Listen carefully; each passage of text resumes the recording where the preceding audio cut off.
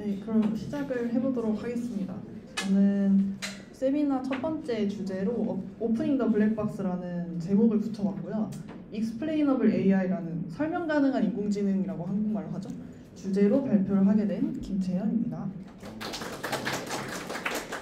네, 저도 사실은 이 분야가 그렇게 익숙한 편이 아니고 이번에 세미나 준비하는 김에 최근에 좀 호기심이 생겼던 분야를 좀 공부를 해보자 해서 이 발표를 준비를 했고요. 이거 하면서 서베이 페이퍼가 하나 있더라고요. 그 인포메이션 퓨전이라는 어떤 학술지에 담겨 있는 Explainable Artificial Intelligence에 관한 서베이를 큰 골자로 해서 발표를 준비를 했고요. 여기에 있는 내용들을 한번 보도록 하겠습니다. 그래서 XAI라고 줄이거든요. 이거의 시작부터 생각을 해보면은 진짜 예전에 이제 딥러닝도 나오기 전에 기계학습 나오기 전에 요런 이제 멀티레이어 퍼셉트론이라고 하죠. 이런 것들이 처음 나타날 당시에는 지금 같은 뭐 딥러닝 모델 상상도 못했죠. 그냥 히든 레이어 하나 놓고 그냥 뭐 가중치랑 뭐 바이어스 살짝 조절했더니 그 전에는 리니어하게 못 풀었던 XOR을 풀어내더라. 와 신기하다. 약간 이런 분위기였잖아요. 그래서 이럴 때는 그냥 퍼셉트론 하나하나 어떤 역할을 하는지 분석을 할 수 있었어요. 보면은 위에 있는 거는 5월 연산, 밑에 있는 히든 레이어, 히든 퍼셉트론은 하나의 퍼셉트론 낸드, 그리고 맨 마지막 퍼셉트론은 엔드 연산을 해서 결국은 XOR을 구현할 수 있게 됐더라. 이런 식으로 다 설명이 가능했습니다. 근데 점점 발전하고 히든 레이어가 더 많아지고 깊어지고 파라미터 많아지다 보니까 지금은 딥러닝으로 여러 가지 이제 대기업들, 좀 영향력 있는 기업들이 엄청난 사이즈의 모델들을 내기 시작했어요. 그래서 보면은 이제 초창기죠. 2018년만 해도 이제 밀리언 단위의 GPT가 있다가 점점 시간이 지날수록 엄청 빠르게 파라미터 수가 늘어납니다. 그리고 이제 보시면은 이 표를 보시면 약간 아무것도 안 보이죠. 보시면은 여기 있는 요 그림이 여기 하단에 여기 있는 거거든요. 그 사이즈가 밀리언 단위인데도 요 사이즈였다가 갑자기 지금 2020년에 저 위에 오픈 AI 보이시죠? 저 오픈 AI GPT거든요. GPT-3 빌리언 단위로 갑자기 뛰게 됩니다. 그래서 이런 것들 파라미터가 엄청 많아지다 보니까 이런 거를 어떻게 설명해야 될까? 잘 모르겠죠. 그래서 나타난 것들이 이 설명 가능한 인공지능이라는 분야였습니다.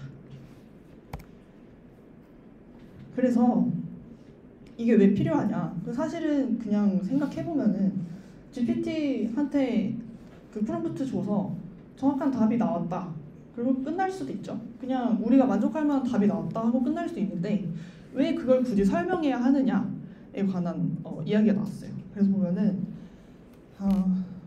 우리가 지금은 딥러닝 모델이 약간 연구 시기에 있잖아요. 그러니까 연구에서 그치지 않고 이런 것들이 상용화됐을 때를 생각해보면 우리가 어떤 과정을 거쳐서 나온 결과인지까지도 중요하다는 이야기입니다. 그래서 특히 보면은 약간 떨리네요. 목소리가 막 떨리네요.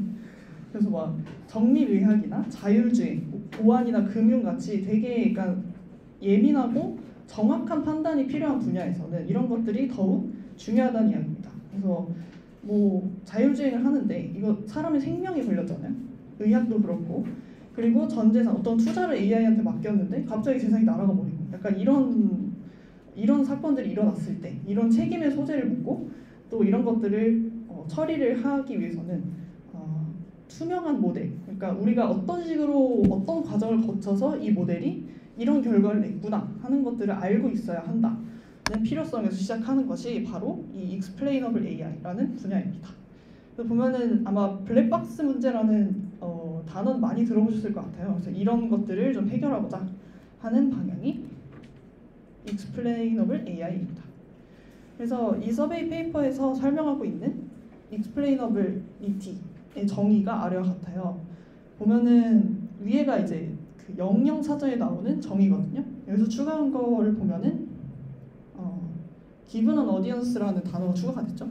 그래서 결국은 이제 AI에서 설명을 할 때 이 타겟 어디언스가 누구냐가 되게 중요하다는 얘기예요. 그래서 다음에 보시면은 이게 사실 감이 확 안 오긴 하는데 여기 보면 되게 여러 가지 어디언스의 종류들이 나와 있거든요. 이 사람들이 왜 XAI를 필요로 하는가에 관한 이유들이 나와 있어요. 그래서 이런 식으로 타겟 어디언스에 따라서 이런 사람들이 이 모델을 디테일하게 이해하고 그리고 이런 것들을 믿을 수 있는 그런 능력, 그런 환경을 만드는 게 바로 Explainable AI의 정의라고 얘기를 하고 있습니다. 네, 그래서 서베이에서 explainability하고 약간 비슷한 단어를 하나 더 설명을 해주는데 interpretability라는 단어예요. 두 개가 사실은 이렇게 보면은 비슷해 보이거든요. interpretability도 뭐 뭔가 해석하는 거, explainability도 뭔가 설명하는 거 비슷해 보이는데 두 개를 구분을 합니다. 그래서 이게 나중에 가면은 이제 XAI에서 크게 두 분야로 갈라지는데 그거의 차이이기도 하거든요. 그래서 설명을 해보면 interpretability는 뭐냐면 모델 자체에 좀 더 집중을 한 겁니다. 그러니까 모델 자체를 좀 더 설명 가능하게 만들자. 뭐 모델의 구조나 이런 것들을 좀 더 세심하게 만들자 해서 우리 개발자나 엔지니어들 입장에서 좀 더 설명 가능한 모델을 만들어 보자 하는 게 interpretability고요. explainability는 이제 그냥 상용화 됐을 때 그 모델을 사용하는 사용자 입장에서 이 모델이 믿을 수 있는지 그리고 이 모델의 결정이 어디에 편향되지 않고 정확하게 올바른 판단을 만드는지에 관한 설명을 하는 것이 explainability입니다. 그래서 두 가지를 구분해서 설명을 하고 있고요. 사실 뭔가 XAI에서 좀 더 집중하고 있는 분야는 explainability인 것 같아요. 뭔가 이제 모델들을 성능을 좋게 하려면 사실은 뭔가 설명 가능하면 할수록 그 모델의 성능이 떨어지는 경향이 있거든요. 그래서 두 개가 약간 트레이드오프 관계에 있어서 이런 것들을 저해하지 않으면서 어떻게 잘 모델을 설명할 수 있는가에 관한 연구들이 많이 진행이 되고 있는 것 같습니다.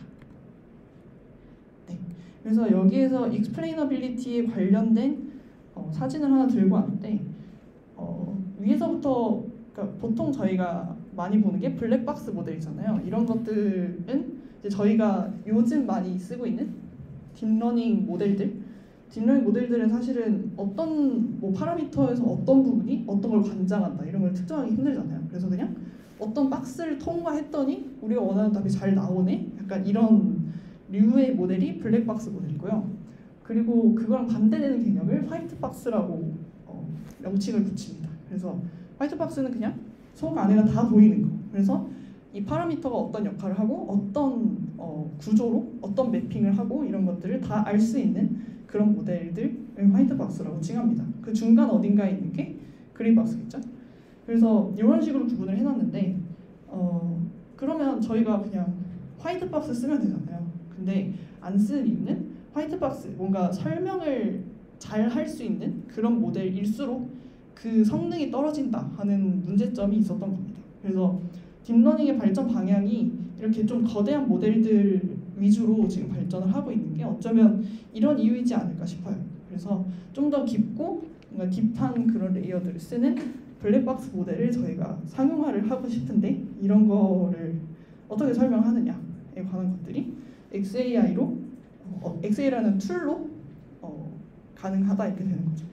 그래서 밑에 보시면 그 까만 박스를 돋보기로 보고 있는데 거기에 XAI라고 써 있죠. 그래서 이 XAI가 어떤 블랙박스 모델을 설명하는 기법들을 담고 있는 그런 분야인 것 같습니다. 그래서 이런 것들의 목적이 쭉 써 있는데 너무 많고요. 그냥 다 좋은 단어인 것 같아요. 그래서 뭐 저희가 가장 중요한 건 사실은 그 모델을 설명할 수 있다는 점. 네, 어떻게 사실은 저희가 챗GPT를 쓰고 있다고 하더라도 그리고 챗GPT를 만든 사람이라고 하더라도 그 친구가 어떻게 작동하는지는 정확하게 설명하기 힘들잖아요. 저희가 뭐 알고리즘 시간에 배우는 막 수도코드처럼 막 모든 것들을 다 상세하게 명기할 수 있는 수준으로 모델을 이해하는 게 사실상 불가능하기 때문에 그런 것들을 해결하는 면에서 큰 의미가 있다는 생각이 듭니다. 그래서 이런 식으로 서베이에서는 설명을 하고 있고 그러면 이제 문제는 어떻게 그걸 하느냐겠죠. 그래서 여기에서 소개하고 싶은 것들 되게 많았는데 이렇게 다양합니다. 그래서 보시면은 아까 인터프리터빌리티랑 익스플레이너빌리티 두 개를 소개했잖아요. 인터프리터빌리티에 해당하는 게 제일 왼쪽에 있는 박스입니다. 그래서 모델을 그냥 설명 가능하게 설계를 해보자 하는 방향의 노력이 있고요. 그 다음에 오른쪽에 있는 친구들은 그 이미 있는 모델, 그 설명이 잘 안 되는 모델들을 어떻게든 이제 조금 설명을 해보고자 하는 익스플레이너빌리티를 올리는 방향, 이렇게 두 가지가 있습니다. 그래서 좀 익숙한 것들도 있어요. 사실 피처 애트리뷰션 임포턴스 여기 보시면은 뭔가 자연어 처리에서도 많이 보이고 비전 트랜스폼 보면 어텐션 같은 거 많잖아요. 약간 그런 식으로 그러니까 이미지나 텍스트에서 중요한 부분들을 이 모델이 잘 보고 있는지 그러니까 비주얼라이제이션 해주는 그런 방법론들도 다 Explainable AI에도 존재하는 방법론들이고요. 그 다음에 글로벌 모델 익스플레네이션이라는 분야도 있어요. 보면은 왼쪽에 되게 복잡한 모델들을 어떤 디시전 트리라고 하나요? 뭔가 이런 트리 형태로 뭔가 룰을 찾아낸다던가 하는 그런 방식으로 모델을 단순화하는 방향도 많이 있습니다. 네, 그래서 아까 말씀드린 두 방향이 첫 번째는 트랜스페런트 모델. 그 블랙박스랑 반대되는 말이 트랜스페런트거든요. 그러니까 투명하다니까 그 속안을 더 볼 수 있다. 그래서 설명이 가능한 모델 구조를 만들자 하는 그런 흐름이 하나 있었고, 그리고 이제 기존에 있는 모델을 설명하는 방법을 만들자 하는 분야가 포스트옥 테크닉이라고 불려집니다. 그래서 보면은 하위 카테고리들이 되게 많아요. 텍스트로 설명을 해주는 경우도 있고, 아까처럼 비주얼라이제이션해서 맵을 만드는 경우도 있고, 그 다음에 뭔가 모델의 역할을 잘 설명하는 예시를 잘 뽑아내는 방법도 생각해보자, 이런 방법의 테크닉들도 있습니다. 그래서 이제 하나 더 설명을 해드리고 싶은 큰 주제가 이 포스트옥 테크닉의 하나거든요. 여기 보시면 엄청 많아요. 보면 트랜스페런트 모델도 여러 가지 구분이 있고, 그 다음에 포스트옥 익스플레이너빌리티에도 모델 특정해서 설명을 잘 해보자 하는 시스템을 만드는 경우도 있고, 그 다음 모델이 어떤 거든 상관없이 잘 설명해주는 방법론을 만들기도 합니다. 그래서 그 중에서 오늘 저는 모델 어그노스틱, 모델에 상관없이 작동하며, 그 다음에 심플리피케이션, 단순화를 통해서 익스플레이네이션, 그러니까 설명을 만들어내는 그런 모델을 하나 소개를 해드리고 싶어요. 그래서 네. 논문 제목은 이렇고요. 그 모델 이름은 라임입니다. 아마 들어보신 분들이 있지 않을까 싶은데, 라임이란 되게 2016년에 꽤 오래된 모델이거든요. 근데 인용수가 보시면 14,000회 이상 되어 있죠. 뭔가 XAI의 근본격인 논문이 아닐까 싶어서 가져왔고요. 제목은 Why Should I Trust You? Explaining the Predictions of Any Classifier. 그러니까 어떤 클래시파이어든 간에 그거에 관한 프레딕션을 설명해 보겠다 하는 모델이 라임입니다.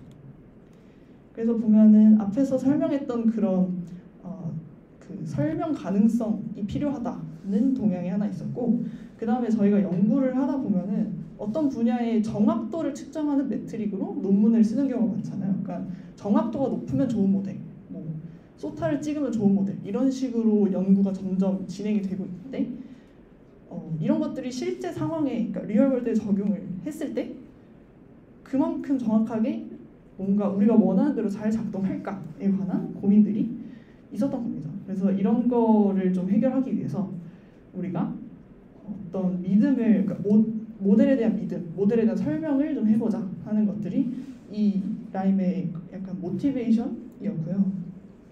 그 다음에 여기서 설명하는 왜 우리가 이 모델을 믿어야 하는가, 이 두 가지가 있었는데요. 첫 번째가 프레딕션을 믿는 거. 그러니까 사용자가 이 모델이 결과를 냈을 때 이게 충분히 신뢰할 만하다라는 판단을 하고, 그 결과를 기준으로 어떤 다른 행동을 취할 수 있는 그런 정도의 믿음이 형성이 되어야 한다. 이게 첫 번째고요. 그 다음 두 번째는 모델을 믿어야 하는 겁니다. 그래서 상용화가 되었을 때 실제로 그 모델이 우리가 원하는 합리적인 방식으로 작동할 것이다 하는 믿음, 두 가지로 이제 두 가지가 정립이 되어야 이런 것들이 비로소 설명 가능한 모델이 된다라고 설명을 하고 있습니다. 그래서 예시를 몇 가지 들었는데요. 이게 첫 번째 예시는 그림을 보시면 좀 더 이해가 잘 됩니다. 보면 어떤 모델이 있는데 이게 질병을 예측하는 그런 진단을 내려주는 모델인 것 같아요. 그래서 여기에다가 제가 내가 겪고 있는 뭐 증상들을 싹 이제 리스트업을 하고 그 다음에 병명을 같이 주면은 이런 것들을 이제 판단을 하는 겁니다. 얘가 감기에 걸렸구나 안 걸렸구나 이렇게 판단하는 모델이 있는데 이런 거를 이제 실제로 적용을 했을 때 그냥 증상하고 그냥 넣었더니 감기입니다 라고 띡 아웃풋을 하나 주면은 사실 믿기가 힘들잖아요. 그래서 이런 것들을 좀 설명을 해주는 모델이 있었으면 좋겠다 하는 기반으로 나온 게 바로 이 라임이라는 모델이고요. 이걸 사용을 하면은 여기에 있는 증상들 중에서 이 플루라는 감기라는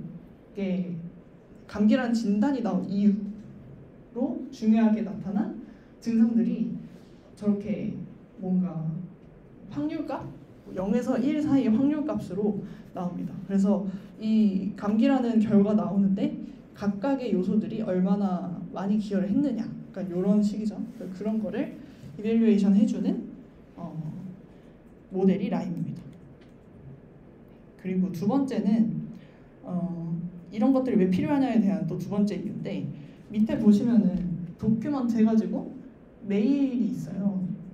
그 메일이 있는데 여기서 이 메일이 이 무신론과 얼마나 관련성이 있는가를 측정하는 그런 모델이었던 거예요. 그래서 봤더니 여기서 무신론이라고 판단한 이유에 관한 이제 가장 기여도가 높은 단어를 뽑았을 때 1번 알고리즘은 뭐 이런 뭐 갓이라는 단어가 가장 영향력이 있었다 이런 식으로 판단을 해줬고 두 번째 알고리즘은 그냥 메일에 있는 서브젝트, 리, 다시 보냈다 뭐 이런 표현 단어들이 좀 높은 순위의 리스트업이 있잖아요. 이렇게 되었을 때 저희가 만약에 이 모델을 둘 중에 똑같은 기능을 하는 모델이지만 다른 종류의 모델들 중에서 사용하고 싶은 모델을 고를 때 이런 것들이 설명을 해주니까 어떤 과정을 통해서 이 결과가 나왔다를 설명을 해주니까 여기 보시면은 당연히 왼쪽 1번 알고리즘을 선택을 하시겠죠. 만약에 내가 소비자고 이 둘 중에 하나를 사용해서 이제 상용화를 시킨다고 했을 때 그러니까 이런 식으로 어떤 모델에 관한 설명력이 있는 경우가 중요하다라는 이야기를 합니다. 그래서 이런 필요성으로 나온 게 라임이고요. 그 서브로 이제 SP 라임이라고 두 개의 모델 구조를 설명을 하거든요. 첫 번째는 모델을 설명할 수 있는 익스플레이너, 아까 보셨듯이 이런 식으로 어떤 단어가 기여도가 높느냐, 어떤 증상이 가장 기여도가 높느냐 이런 걸 설명해주는 라임이라는 기법을 제안을 하고요. 그 다음에 두 번째 SP 라임 뭐냐면 그 라임이 이제 설명을 하잖아요. 설명을 할 때 그 모델을 설명할 때 각각의 이그샘플들을 넣어주고 아웃풋이 생성되잖아요. 그런 것 중에서 가장 이 모델의 특성을 잘 설명해주는 데이터, 예시들을 골라내주는 알고리즘도 같이 소개를 합니다. 그게 SP라임이고요. 네, 그래서 첫 번째는 이제 라임에 관한 이야기인데 이 모델에 관한 설명을 해주는 요 친구를 익스플레이너라고 표현을 하더라고요. 이 익스플레이너가 어떤 것들을 갖춰야 하느냐에서 네 가지를 제시합니다.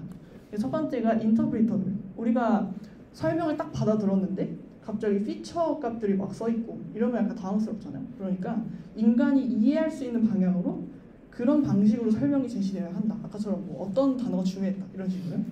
그 다음에 로컬 피델리티라고 있는데 아무래도 이제 아까 이 모델이 속하는 분야가 단순화를 통해서 설명하는 거였잖아요. 단순화를 하다 보면 복잡한 모델이 사실 전부 설명되지 않거든요. 그렇지만 그럼에도 불구하고 어떤 국소적인 로컬한 영역에서는 적어도 좋은 설명을 잘 할 수 있어야 한다라는 것이 로컬 피델리티입니다. 그리고 세 번째는 모델 어그노스틱이라고 해서 어떤 모델 종류가 들어와도 그거에 대한 설명을 잘 할 수 있는 그런 모델이어야 한다 이런 거고요. 그 다음 네 번째는 글로벌 퍼스펙티브라고 해서 이 정확도가 사실은 논문에서는 중요하지만 우리가 실제 생활을 할 때 우리 그러니까 리얼 라이프에 적용을 했을 때 중요한 거는 어떤 모델에 대한 좀 현실적인 설명, 모델 전반에 대한 설명이 있잖아요. 그런 것도 제공이 같이 되어야 한다 하는 조건을 제시합니다. 그래서 이거에 모두 부합하는 모델을 냈고요. 이걸 라임이라고 줄여서 부릅니다.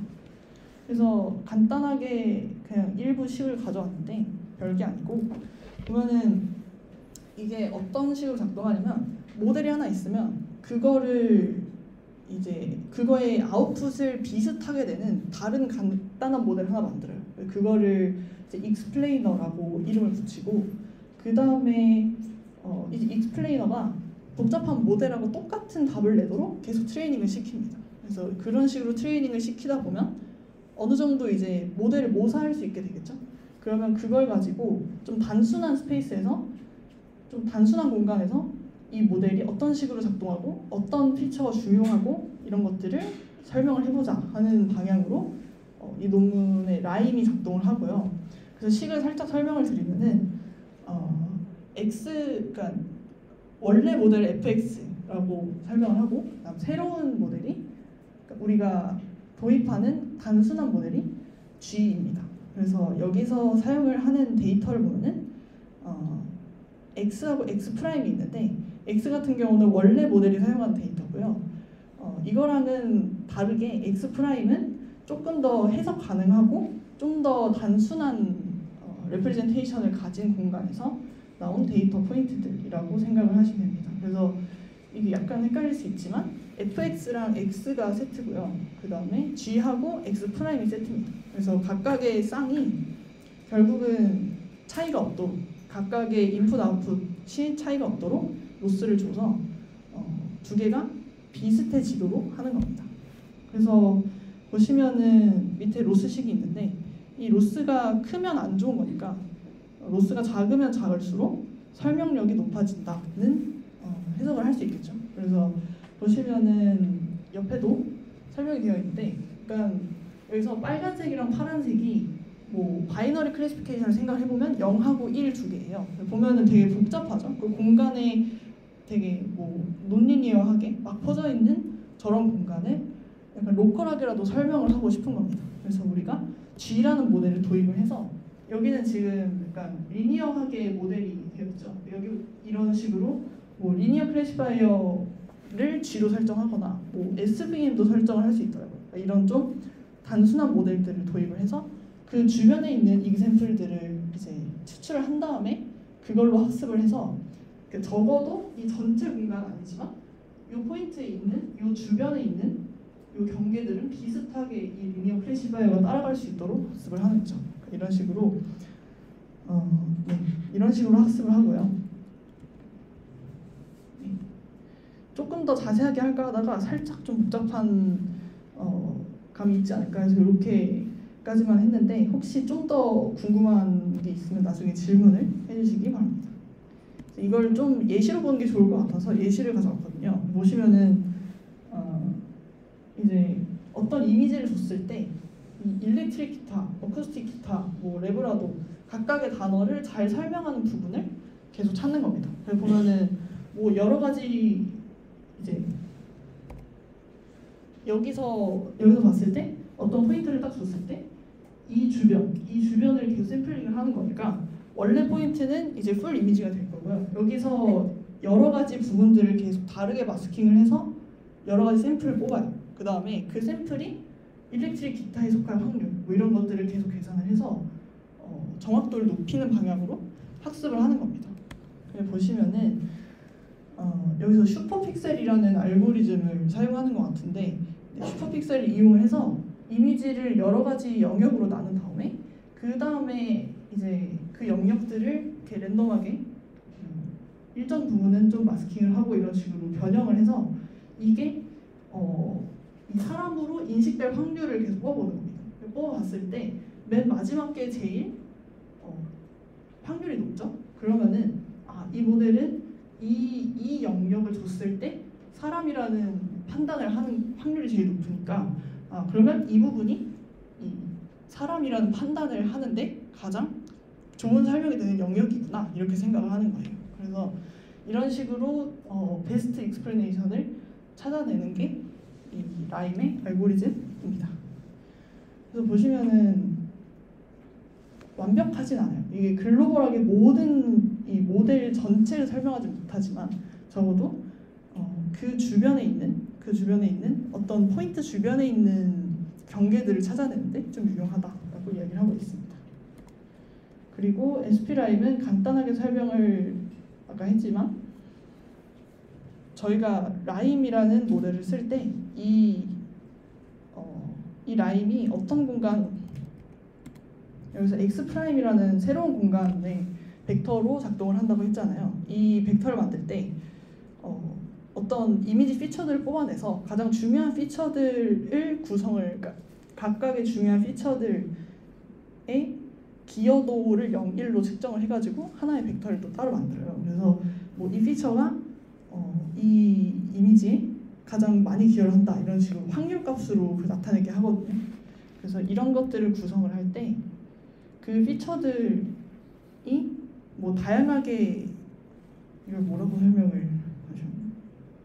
어떤 이미지가 있을 때 그 이미지에 담긴 피처들이 다양할 거잖아요. 그래서 최대한 그 익스플레인 라임이라는 모델에 담긴 피처들이 가장 많이 사용될 수 있는 데이터들의 조합을 찾는 거예요. 그러니까 뭐 10가지 피처가 있다면 10가지 피처를 모두 커버를 할 수 있는 데이터 조합을 찾아서 그런 것들을 이제 이 모델은 이 데이터로 가장 설명이 잘 된다 이런 식으로 뽑아주는 알고리즘이 SP라임입니다.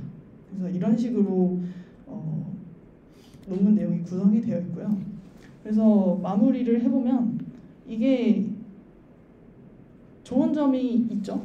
분명 좋은 점이 있습니다. 모델 상관없이 돌고 그 다음에 심플한 모델이기 때문에 뭐 GPU 같은 거 추가적으로 붙일 필요 없이 작동을 합니다. 그리고 우리가 뭐 아까 봤을 때 질병의 뭐 기침이 어떤 확률을 만큼 기여해서 그 진단에 영향을 줬다 이런 것들을 그냥 인투이티브하게 볼 수 있는 설명을 제공한다는 점에서 장점이 있고요. 그 다음에 단점으로는 그런 것들이 아까 슈퍼픽셀 보시면 살짝 처음에 이 뭐지? 하실 수도 있을 것 같은데 이게 진짜 설명이 되는지는 잘 모르겠죠. 그러니까 기타인데 그냥 기타 줄 이쪽만 그냥 이게 제일 잘 설명한다 이런 식으로 그냥 결론을 내버리니까 사실은 이 슈퍼픽셀을 어떤 식으로 잡느냐에 따라서도 결과가 많이 달라지고요. 그리고 그렇기 때문에 이 라임이라는 모델이 항상 같은 결과를 내지 않는 거죠. 그래서 논 디터미니스틱하다는 한계가 있었고 그 다음에 각각의 데이터를 중심으로 설명을 하기 때문에 모델 자체를 설명하기에는 좀 힘들다라는 단점이 있습니다. 그럼에도 불구하고 이 XAI라는 분야에서 좀 쓸만한 모델의 시초격이 이 라임인 것 같고요. 그래서 설명을 한번 해봤습니다. 지금은 또 여러 가지 모델들이 나와 있는데 되게 생각보다 수식도 많고 어렵더라고요. 그래서 그런 것들은 좀 관심이 있으시다면 서베이 참고하셔서 또 보시면 될 것 같습니다. 그래서 마무리하자면 굳이 왜 XAI를 해야 될까? 이 모델을 설명해야 할까에 관한 그런 이유들을 좀 볼 수 있었던 것 같고 결국은 모델을 설명할 수 있게 되면 우리가 뭐 자율주행에 어떤 알고리즘을 썼다라고 했을 때 그 알고리즘이 제대로 작동을 했는지 안 했는지 이런 것들을 알 수 있잖아요. 그렇게 되면은 뭔가 윤리적인 그런 쟁점들도 어느 정도 해결이 될 수 있을 것 같고 그리고 모델이 설명 가능하다는 점에서 지금의 딥러닝보다 조금 더 진보된 그런 뭐 상용화 방식이라든지 이런 것들을 이끌어낼 수 있지 않을까 하는 면에서 좀 중요한 분야이지 않을까 하는 생각을 하게 됐습니다. 그래서 네, 예전부터 XAI 관련된 페이퍼들의 추이도 봤는데 요즘 그러니까 최근이 될수록 점점 올라가고 있더라고요. 그래서 주목할 만한 분야가 아닐까 해서 함께 공유를 해보았습니다.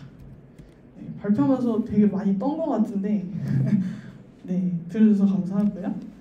혹시 궁금한 점 있으시면 질문해 주시면 되겠습니다. 감사합니다.